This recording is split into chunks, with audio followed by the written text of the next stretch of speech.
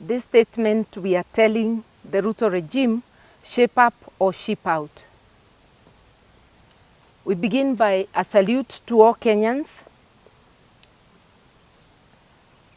who turned out to assert their sovereign will at the constituency level on Friday last week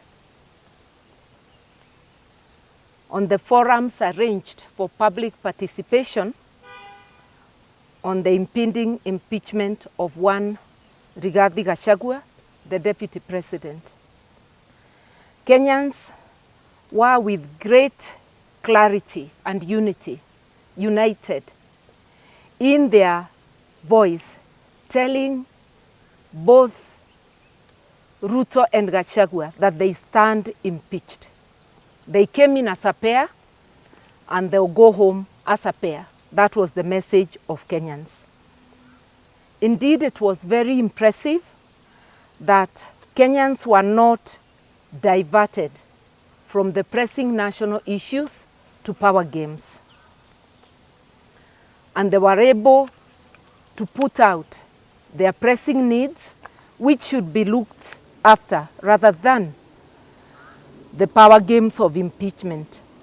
Our Constitution is the supreme embodiment of our collective will as a nation. It's a covenant entrusted with the protection of our sovereignty, democracy, and social justice.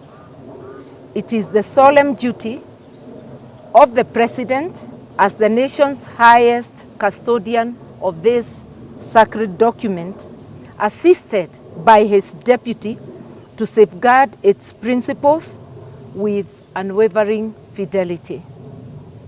Today, as we stand at this historic juncture, where the actions of President William Ruto and his Deputy Rigathi Gachagua constitute not only a gross dereliction of duty by the presidency, but a calculated assault on the foundational pillars of our republic. The presidency and entire government were impeached by Kenyans, as far as we are concerned, on the 25th of June this year, during the Gen Z protests. The exercise therefore arranged for the impeachment of the Deputy President ironically turned into a reminder of the entire presidency and government that they stand impeached by Kenyans.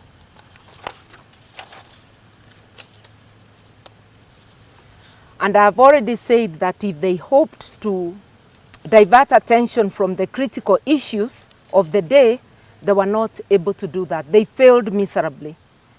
And lest we forget, we want to remind Kenyans of the gross violations of human rights under this regime.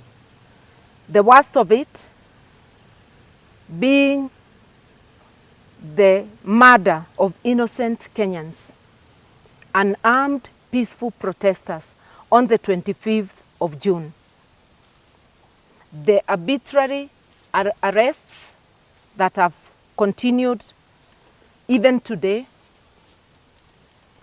the abductions, the dumping of bodies, multiple bodies in Karua, and the fact that up to today, Kenyans do not know how many more bodies are lying in that Karua.